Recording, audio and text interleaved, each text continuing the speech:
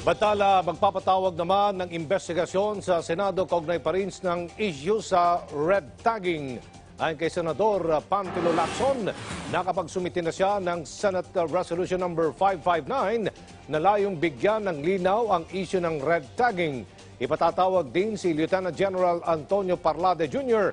at ang ilang pang mga opisyal ng Armed Forces of the Philippines upang maliwanagan ng publiko sa nasabing issue.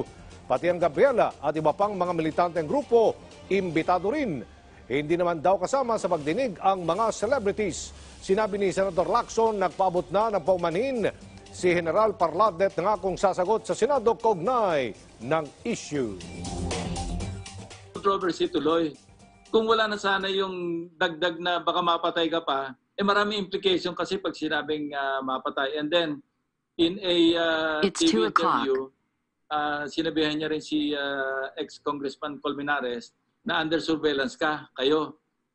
When you conduct surveillance on a person, you don't announce it because nadidefeat yung purpose ng surveillance.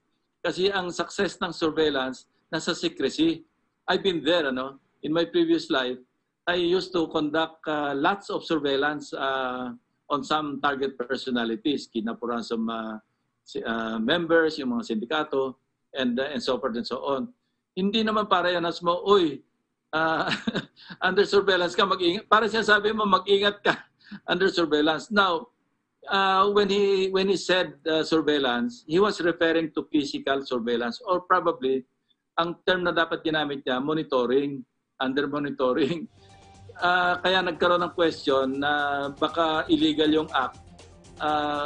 Maybe yung nagsasabi noon, we're referring to electronic surveillance. Yun ang kailangan ng court authorization under the Anti-Terrorism Act. And even without the Anti-Terrorism Act, kailangan pa rin ng court authorization because meron tayong Republic Act 4200, yung Anti-Wiretapping Act.